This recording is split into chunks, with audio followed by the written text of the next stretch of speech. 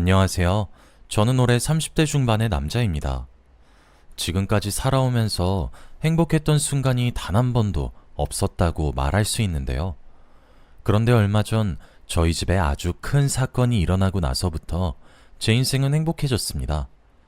다들 저의 이야기를 들으시면 깜짝 놀라실 텐데요.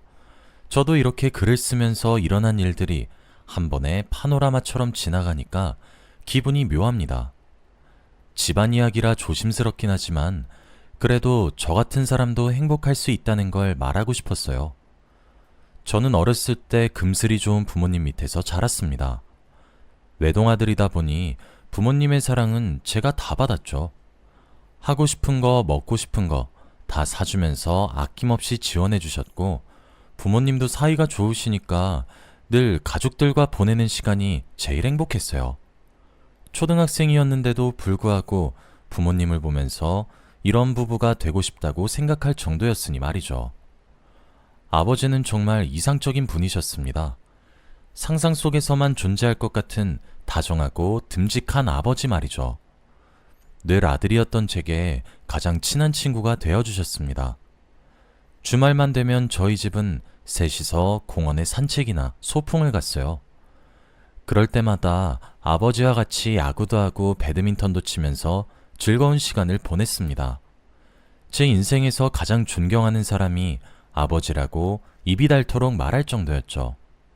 이렇게 행복한 인생이 계속될 줄 알았습니다. 금슬 좋은 부모님 밑에서 자라 성인이 되면 제 아내와 함께 더 북적북적한 가족을 만들 줄 알았죠. 하지만 역시나 인생은 제 뜻대로 흘러가지 않더라고요. 어머니가 친구분들과 함께 여행을 가시느라 집에 며칠간 오지 않으셨어요. 자기 전까지 어머니와 통화를 하고 아버지와 같이 야식을 먹으며 즐거운 시간을 보냈습니다. 그리고 항상 제 방과 안방이 분리가 되어 있어서 혼자 잤는데, 어머니가 여행을 가면 안방에서 아버지 옆에 잘 수 있어요. TV도 있고 침대도 넓을 뿐만 아니라 아버지와 함께 잘 수 있으니 어머니가 여행을 가는 날은 제가 안방에서 자는 날입니다. 그날도 안방에서 아버지와 같이 잠이 들었죠. 그런데 새벽이었습니다. 왠지 옆자리가 허전해서 눈을 뜨니 아버지가 안 계시더라고요. 시간은 새벽 3시 정도 되었습니다. 그런데 방문 밑으로 불빛이 들어오는데 거실에 불이 켜져 있는 것 같더라고요. 그리고 밖에서 대화 소리 비슷한 게 들리는 걸로 봐서는 아버지가 밖에 계신 것 같았습니다. 저는 조심스레 안방문을 열고 거실을 보았는데 저는 그 모습을 아직도 잊지 못해요. 바로 거실 소파에서 아버지가 다른 여자와 행각을 벌이고 있었거든요. 당시 초등학생이었던 저는 아버지와 낯선 여자가 뭘 하고 있는지는 알아채지 못했지만 그래도 머릿속에 그 장면이 지금까지 계속 남겨져 있고 트라우마까지 생겨버렸으니 지금은 그게 무엇인지 잘 압니다. 아버지는 처음 본 여자와 소파에 같이 있고 저는 너무 당황스러웠어요. 항상 아버지 옆자리에는 어머니가 계셨는데 어머니보다 더 젊은 여자와 있었습니다. 두 사람은 제가 그 장면을 목격하고 있는지 몰랐고 저는 너무 순수하게 "아빠, 뭐해?" 라고 했어요. 제 말 한마디에 두 사람은 동시에 저를 봤고 아버지와 그 여자는 급히 있더니 가리기 바빴습니다. 아버지는 급하게 저를 다시 안방으로 들여놨어요. 그러면서 아버지는 무척이나 당황스러워하는 표정으로 "아들, 오늘 본 거 엄마한테 말하면 안 돼?" 라고 했습니다. 저는 왜 그러냐고 물었고 아버지는 엄마와 앞으로도 계속 같이 셋이서 살고 싶다면 말하면 안 된다고 했어요. 오늘 본 것을 엄마한테 말한다면 저는 부모 없는 자식이 되어 친구들한테 놀림을 받고 살 거라고 했죠. 그 말을 듣는데 심장이 쿵 내려앉는 기분이었습니다. 지금까지의 행복했던 일상이 모두 사라진다고 생각하니 너무 무서웠거든요. 그리고 매일 주말이 지나고 학교에 가서 친구들에게 아빠 엄마가 뭘 했는지 구구절절 말하는 게 제 일주일 낙이었는데 그걸 못하면 친구들에게 할 말이 없었습니다. 어린 나이에 저는 아버지의 말에 고개를 끄덕였고 아버지는 "그치, 착하다 우리 아들" 이라고 했어요. 아버지는 낯선 여자를 집 밖으로 보냈고 다시 안방으로 들어와 잠에 청했습니다. 저는 잠이 오지 않았어요. 아버지가 다른 여자와 그렇게 있는 모습을 처음 봤기 때문에 제가 생각한 아버지의 모습이 아니었습니다. 아버지는 그 여자를 보면서 웃고 있었고 행복할 때 나오는 미소를 짓고 계셨어요. 바로 저와 어머니한테만 하는 그 미소를 말이죠. 그런데 이 사실을 어머니한테 밝히면 어머니가 상처를 받을 것이 두려웠고, 그리고 무엇보다도 이 행복이 끝난다는 게 너무 슬펐습니다. 그 일이 있고 나서 아버지는 평소와 똑같았어요. 여전히 어머니에게 다정했죠. 저는 그 모습을 보는데 너무 혼란스러웠습니다. 그리고 저는 아버지를 볼 때마다 그때의 장면이 머릿속에서 떠올라 예전처럼 친근히 대하지 못하겠더라고요. 여행에서 돌아온 어머니는 아버지와 거리를 두는 저를 보고 "아들, 왜 그래? 엄마 여행 갔다 온 동안 뭔 일 있었어?"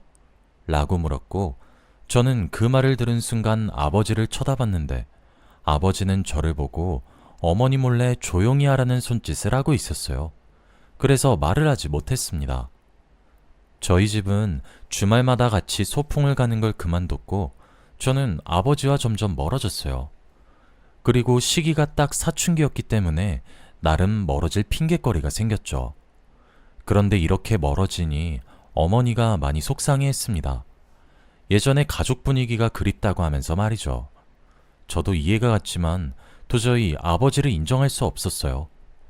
나이가 들면서 아버지와 그 여자가 했던 것을 알게 되었고, 아버지가 다른 여자를 만난다는 걸 알게 되니까 아버지가 더 싫어졌습니다.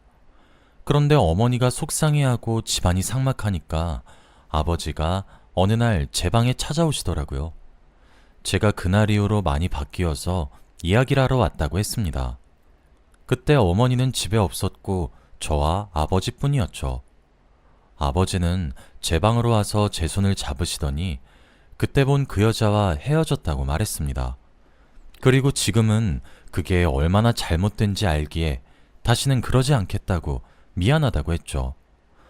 인생의 여자는 저희 어머니뿐이고 다시는 한눈 판지 알겠다며 아버지를 용서해달라고 했습니다. 아버지는 그 말을 하면서 처음으로 제 앞에서 눈물을 보이셨고, 저는 내키진 않았지만 그래도 용서는 하려고 했어요. 아버지는 다른 여자를 만나면서 어머니가 얼마나 소중한 존재인지 알았다고 했습니다. 다시는 그런 짓 하지 않을 테니 믿어달라고 했죠.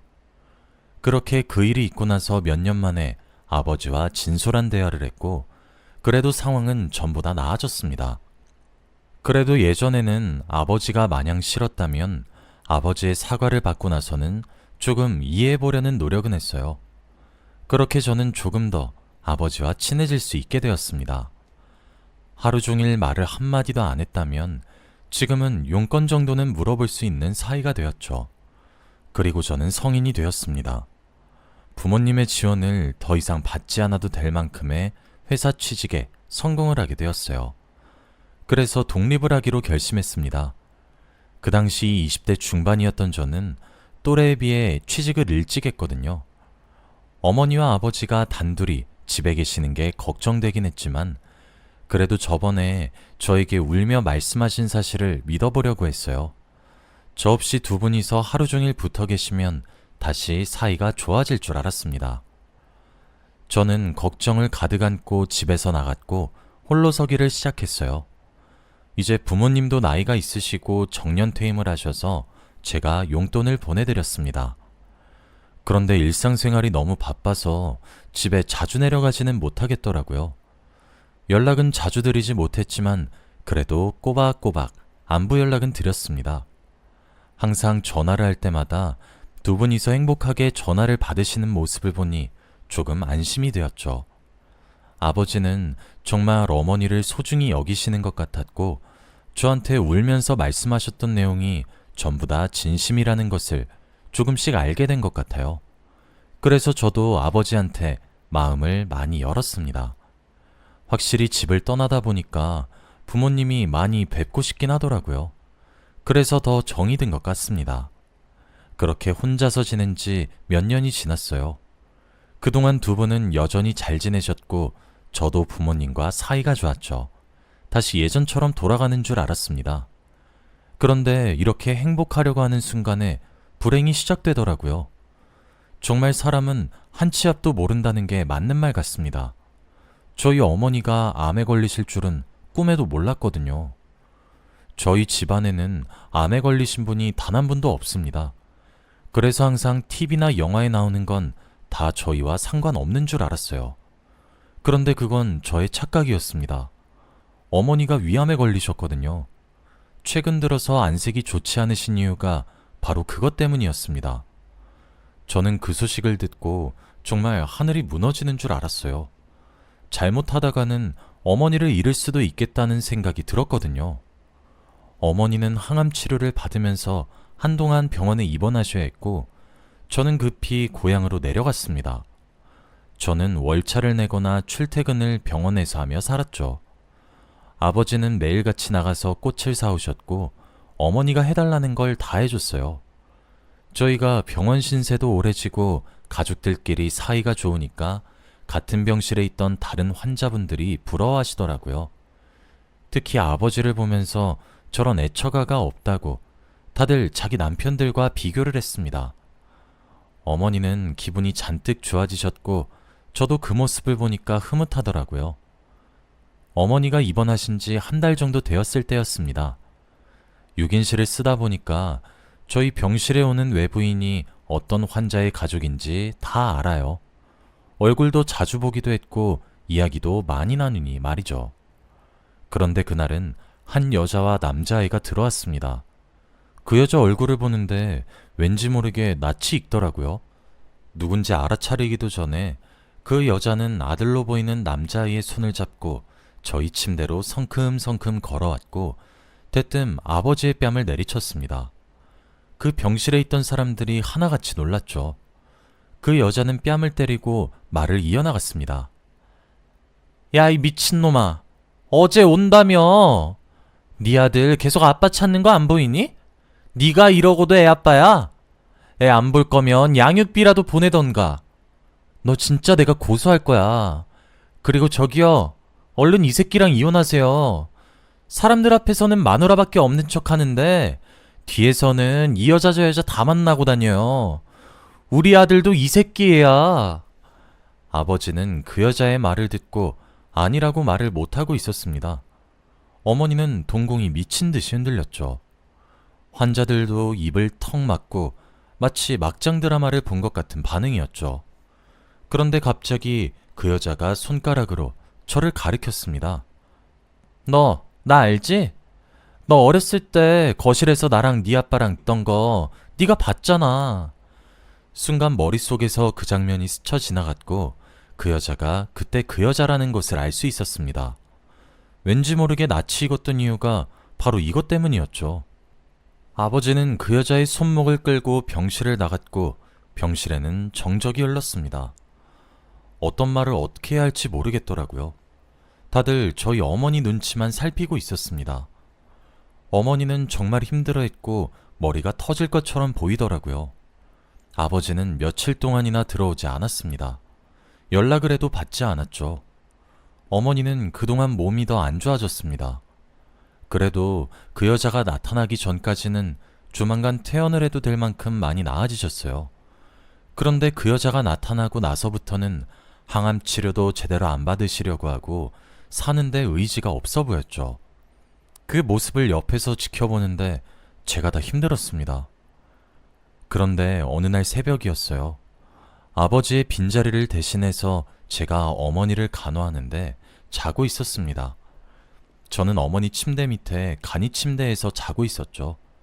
그런데 갑자기 어머니가 흐느끼는 소리가 들렸습니다. 저는 계속 자는 척을 하고 있었는데 갑자기 어머니가 제 머리를 쓰다듬으면서 아이고 불쌍한 내 새끼. 그 상처를 계속 끙끙 앓고 있었나 보네. 난 우리 아들 지키려고 모른 척한 거였는데 라는 말을 했습니다. 어머니는 그 말을 하면서 한 30분은 더 우셨고 저도 눈에서 눈물이 맺히더라고요. 어머니의 말을 들어보니 아버지가 불륜을 저지르고 계셨던 것을 알고 계셨습니다. 그런데 저를 아빠 없는 아이로 키우고 싶지 않아서 참았다고 해요. 제가 알고 있는 것으로 모자라 그 장면을 목격했다는 건 죽어도 몰랐다고 했죠. 저는 어머니가 상처받는 게 무서워서 몇 년간 혼자 비밀을 간직하고 있었는데 어머니는 저를 위해 숨기고 있었다는 사실을 알게 되니까 눈물이 미친 듯이 나더라고요. 정말 이를 꽉 깨물고 울음을 참았습니다. 그리고 며칠 뒤 아버지가 병실에 뚜벅뚜벅 걸어오셨어요. 그동안 어디서 뭐라고 오신 건지 얼굴이 많이 안 좋아지셨더라고요. 다크서클도 턱 끝까지 내려왔고 살도 많이 빠졌습니다. 그런데 들어오시자마자 어머니 앞에 무릎을 꿇었어요. 보는 눈도 많았는데 갑자기 무릎을 꿇은 채로 펑펑 우셨습니다. 정말 잘못했다는 말과 한 번의 실수였다는 핑계를 늘어놓으셨죠.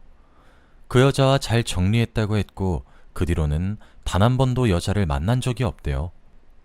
저 여자를 만나면서 어머니의 소중함을 알았다고 했죠. 어머니는 믿지 않는 듯한 표정을 지은 채로 무시했습니다. 결국 제가 아버지를 일으켜드렸죠. 아버지가 그 여자와 불륜을 일으킨 것은 알았지만 아이까지 있는 줄은 몰랐어요. 그 부분이 많이 충격적이긴 하지만 아버지가 정신을 차린 줄 알았습니다. 어머니는 아버지를 아예 투명인간 취급을 하셨어요. 아버지는 어떻게든 어머니의 마음을 돌리기 위해 열심히 간호를 했습니다. 그렇게 한 2주 정도 한 것 같아요. 처음보다는 어머니의 마음이 많이 돌아간 것 같았죠. 다들 이제 정말 아버지가 정신을 차린 줄 알았습니다. 지극정성으로 어머니의 마음을 돌리기 위해 애원하고 있었거든요. 그런데 다들 아버지의 그런 모습을 보고 속을 뻔했습니다. 바로 얼마 뒤 다른 여자가 저희 병실에 찾아왔거든요. 저번에 그 여자처럼 병실 문을 쾅 하고 열더니 갑자기 아버지 앞으로 성큼성큼 다가와 정강이를 찼습니다. 아버지는 아파했고 저희는 그 여자의 모습을 보고 바로 눈치챌 수 있었어요. 그 여자는 거의 만삭이 된 임산부였거든요.